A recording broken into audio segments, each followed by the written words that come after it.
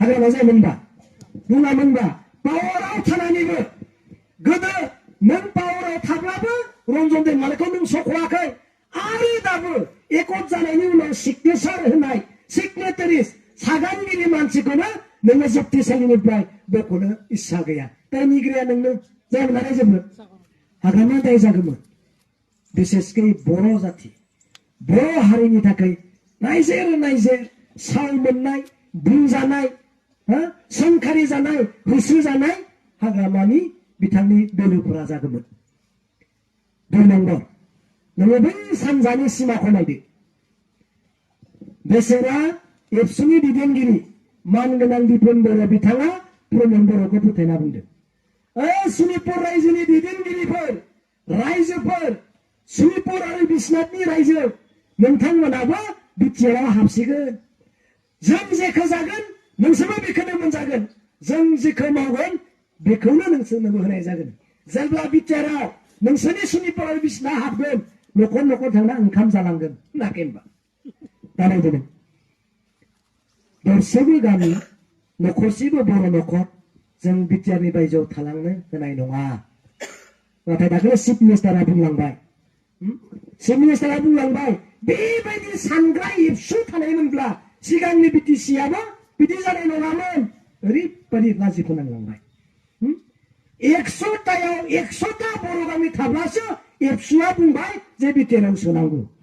50टा गामिया गुबुन 50 बर'आ 50 थाब्लाबो बिटिआरआव सोनांला होनना एबसु आंजों रायज्लायबाय होननानै सिएमआ बुंना गालांबाय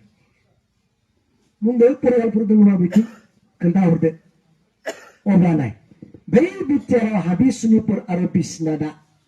हाबाखैसैब्ला एकटनि गेजेरजोंबो हाबाखैसैब्ला दाया सोरनि जागौमोन हाग्रामा सिट जानायबा बिटिआरनि हाग्रामानि जायामोनबा हाग्रामानि जागौमोन 3 नम्बर एकटआव लाना फैबाय 6.3 6.3 बेबायदि मोनसे एकट लाना फैबाय जे सरकारि नङै स्कुल सरकारि नङै कलेज बे एकटनि गेजेरजोंनो सरकारि खालामजोबनाय जासिगोन मास्टारफोरनि गोसोआव सोरगोखौ मोननाय बायदि मोनदों जायफोरा मास्टार स्टाफ गोदोनिफ्राय भेन्सार स्कुल आरो कलेजाव फोरोंबोनाय बिसोरो मोनसे हां गोलाव लालायनाय बायदि मोनसे परिबेस बिसा फैदों नोंथांनि दैदेननायाव नोंथांनि एकटनि गेजेरजों आंनि एसेबां बोसोराव थालांनाय कलेजा जुदि सरकारि जायोब्ला आं दिनै सुकुन आं दिनै शान्ति आंनो हाग्रामाखौलाय मानोबाव नङा होमबा आंनि स्कुला आंनि कलेजा बे एकटनि गेजेरजोंनो जुदि सरकारि जायोब्ला हाग्रामा महिलारिखौलाय आंलाय मानोबाव नाङा गथ' गथाय सेंग्रा सिख्लाफोराबो सानदों उदालगुरियाव सासे मास्टार स्टाफ सासेबो मास्टार स्टाफनि फिसाला फिसाजोफोरा हाग्रामा महिलारिजों थायाखैसै बिटिआरखौ गोदान उन्नयन खालामनोसै बिनि नेतृत्वजोंसो बिटिसिआरआ सेफ जागोन बासायजागोन होननानै बेजोंनो बारसोमजोब्बाय जेब्ला आसामनिफ्राय फैबाय गांसे लेखा फैबाय जे नोंथांमोननि कलेजखौ जोङो बिटिआर एकटनि गेजेरजों मोनसेबो सरकारि खालामनो हानायनि बेबस्थायाव गैला होनना जुननि 30 तारिख जेब्ला बिटिसिआव लेखा फैबाय अब्लासो गोसोआव गाबखांदों मा जाखो एकटआवनो दङमोन एकटआव थाखानाया बोरै आसामाव लिरना हरखो गोसोआव साननाय फैबाय थारैनो बिसोरो जोंनि फाफ्लियाव दोननानै बर' जातिखौ धंख खालामनो नागिरदों अब्ला नायदों माबोरैबा हाग्रामा महिलारिया बिटिआरनि सिट जानायमोनबा बे सरकारि नङै स्कुल सरकारि जायै कलेजफोरा बिथांमोननि बिगोमा रायजो राजा स्टुडेन्टफोरा हाग्रामाखौ दाय सानामोनबा दाय जागौमोन हाग्रामायानो दाय जागौमोन आरो 4 नम्बर 10.2 10.2 दफायाव ओरैबायदि लिरना लाबोलायबाय जे बड' youth will be consideration होनदों इंलिसाव बड' youth लाइमोनफोरखौ सरकारि साख्रि होनायाव कनसिडार खालामगोन माने एसे हाथाव हायाखैब्लाबो अननायजों सोखन होगोन सेंग्रा सिख्ला बर'फोरखौ बड' youth होनदोंथ' बेखौबो साख्रि होगोन आर्मि पारामिलिटारि पुलिस गासैयावबो सोखनजोबगोन होननानै बुंदों सेंग्रा सिख्लाया सानबाय इसोर प्रमद बर' नोंनो जोंनि सैथो लिडार नोंनो जोंखौ बिटिआरआव मोनसे मोजां न'खर बानायनानै होगोन जोंनि लेबखौ नोंनो दागोन एकर्डजों लाना फैथारबाय जों नोंजोंनो थांसै गासिबो सेंग्रा सिख्ला फुं बर'जोंनो बारसोमजोब्बाय 4 बोसोर थांबाय सासेबो पुलिस सासेबो पियन सासेबो CRPF सासेबो SSB सासेबो CISF कामान्ड' गैया सासेबो पियन गैया अब्लासो सेंग्राफ्रा सानखांदों थार लिडारासो दा गोसोखांदो नों आंहा लुबैनाय बायदि नों आंहा लुबैनाय बायदि हाग्रामा महिलारिया बिटिआरनि चिफ जानायब्ला दायनिगिरिया सोर जागौमोन सेंग्रा सिख्लानि थाखाय हाग्रामा जायामोनब्ला रायजोफोर हाग्रामा जायामोन अमा नायदो इसोरनि परिकल्पना मानसिनि परिकल्पना बेसेबां आकाश पाताल पार्थक्य इसोरा हाग्रामा महिलारिखौ थार सासे लिडार नंगौ बड'लेण्डनि मुङाव बे बिटिसिखौ सोरजिनायाव गोबां सानस'नो हायै घटनाफोरा जोंनि जिउआव जालांबाय अब्ला बिटिसिखौ सोरजिबाय बिनिखायनो नोंखौ आङो सानसे रायजोनि गेजेराव लाबोफिनगोन बिनिखायनो हाग्रामा महिलारि बिसा नोङो बिटिआरनि चिफ जानो लुबैब्लाबो आं नोंखौ जाहोआ मानोना रायजोनि गेजेराव आं नोंखौ साव मोनजानाय सावहोजानाय लिडार आं बानाया कारण बे एकर्डनि गेजेरजों रन्जन दैमारिया गवा बिनि थाखाय आं नोंखौ दाय जाहोआ नङा होमबा बे एकर्डनि गेजेरजों सनितपुरनि सानजा सिमाया बिपुरनि सानजा सिमाया बारिया बेनिखाय आं नोंखौ दायनिगिरि खालामोआ बे एकर्डनि गेजेरजों गंसेबो स्कुल आरो कलेजा सरकारि जाया बेनिखाय आं नोंखौ दायनिगिरि रायजोनि गेजेराव खालामा बे एकर्डनि गेजेरजों पुलिस मिलिटारि आर्मि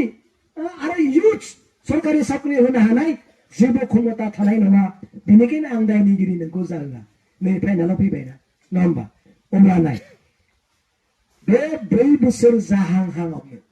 जानोसैयावनो गतै रायजोआ हाग्रामाया रागा खराब्लाबो दिनै बिथांखौ दिनै गोसोखांदों थार लिडारा बिटिसिखौ बासायग्राया हाग्रामा महिलारि बिथाङानो मिथिबाय 3229टा पस्ट मिथिबाय 3229टा पस्ट 4 बोसोर जाबाय साइलेन्ट কোনো पियन साकरि কোনো रावखौबो सासेबो प्रमोटरा होनो हानाय केपासिटिखौनो खालामाखैसै 4 बोसोर 3229टा पस्ट एसेबां सेंग्रा सिख्लाया साकरि मोननानै 4 बोसोरनि सिगांनो प्रमोद बर'आ जुदि गभर्नमेन्ट खालामजेननायावनो साकरि होनायमोनब्ला कौटि कौटि हाजार कौटिया जोंनि बिटिसि गेजेरावनो थागौमोन नाथाय साइलेन्ट पिरियड मिथिबाय तो पुरा बन्द साकरि होनायनि 4 बोसोर दासो इन्टारभिउ होदों मनिबा बेबो दाबो रिजाल्ट ओंखाराखै 4 बोसोरनि सिगां नों मा खालामखो 4 बोसोराव नों मा खालामखो नों गोजौआव थांखो ना गाहायाव थांखो हाग्रामा महिलारिया 28,000निबो बारा साकरि होबाय सोरबा रिटायार जालायलांबाय मिथिबाय बोराय सोरबा बैसो थानायफ्रा गैला जोबलांबाय अब्ला नायदो बेबायदि अबस्था जोंनि गेजेराव जागासिनो दङ दा अब्ला दिनै हाग्रामा महिलारिया जोंनि बे बिटिआरखौ बा बे बिटिसिखौ गोजौआव लांखो ना गाहायाव लांखो प्रमोद बर'आ गोजौआव लांखो ना गाहायाव लांखो दिनै बिनि फोरमानखौ नोंथांमोननि सिगाङाव जों होबाय दिनै नाय नोंनि हायाव साधारन रायजोआ बुजिनाय बायदि मोनसे खोथाखौ बुंना फोजोबनो नागिरदों नोंनि हायाव नोंनो खेथि खालामो नोंनो माइ आबाद गायो नोंनो हायो जेब्ला आबादा जायो बाख्रियाव जानो थाखाय थांनानै थानो जानो थाखाय जों बुथुमनानै दोनो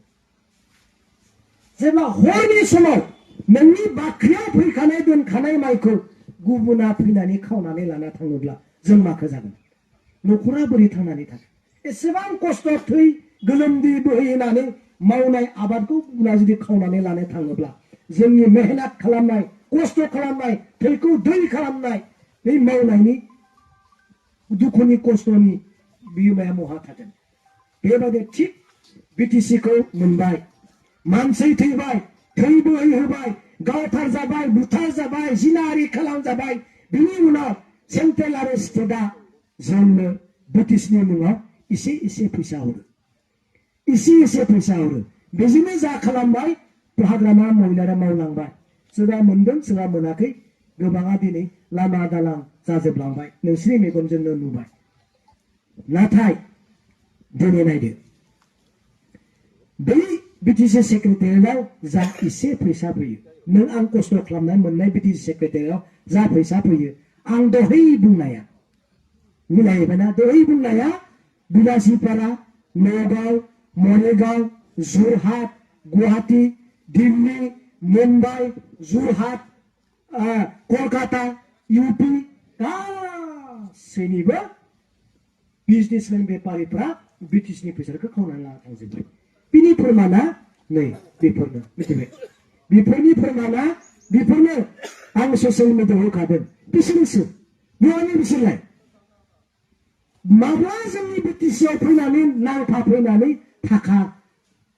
खामायनो बोरै साहस मोनखो सोरजों फैदों बिसोरो मानगोनां प्रमद बर' बिथांनि गारिजोंनो बिटिसि सेक्रेटारियाव हाबो मानगोनां प्रमद बर' बिथांनि गारिजोंनो बिटिसि सेक्रेटारियाव हाबनानै जोंनि थाखा फैसा आरो खामानि दामानि गासैखौबो लाना थाङो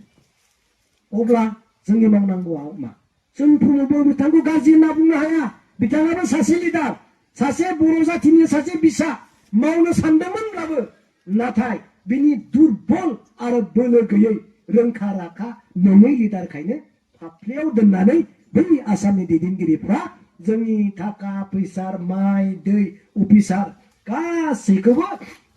गावसोरनि खालामनानै लाजोब्बाय अबा दायनिगिरिया सोर जागोन हाग्रामा ना प्रमद बर' नङा होमबा प्रमद बर'खौ जोङो बुंनो गोनां जागोन दुखु मोनब्लाबो गाज्रि मोनब्लाबो उपाय गैया जुदि बिनि बिखुंसाजोंनो बिखौनो दालां बायदि खालामनानै गुबुननि अल इन्डियानि मिथियै सिनाय मोनि मानसिफ्रा जुदि हाबफैयोब्ला अब्ला प्रमद बर'खौ जों बे जायगानिफ्राय बोखारनांगौनि दायित्व दंना गैया गाज्रि मोननाङा प्रमद बर'खौबो बेयो जोंनि बर'निनो सासे बिदा नाथाय नोंनि थाखायनो दिल्लीनि मानसि फैदों नोंनि गारिजोंनो जरहाटनि मानसि फैदों नोंनि गारिजोंनो कलकातानि मानसि फैदों नोंनि सरकार थानायावनो धेमाजिनि नलबारिनि दिल्लीनि इउपिनि मानसिया फैयोब्ला दुखु मोननाङा सार जों नोंखौ बे दालां नों जिथु दालां बे दालांखौ जोङो बोखारनानै बन्द खालामनांगोन नङा होमबा बुंनाङा रायनाङा मोनसेल' आखाइजोंनो जोङो बिथांनि सासनखौ जोङो बोखारथ'नानै जों गोदान सासन खालामनांगोन बेनि अनगा जेबो राहा गैया जेबो राहा गैया दिनैखौ आरो डाबल गाज्रि जानो आरो थांगासिनो दं आं दाखालि होबाय निउसावबो होखाबाय दा जोंनि गोबां बर' स्कुलफोरा दानजाबाय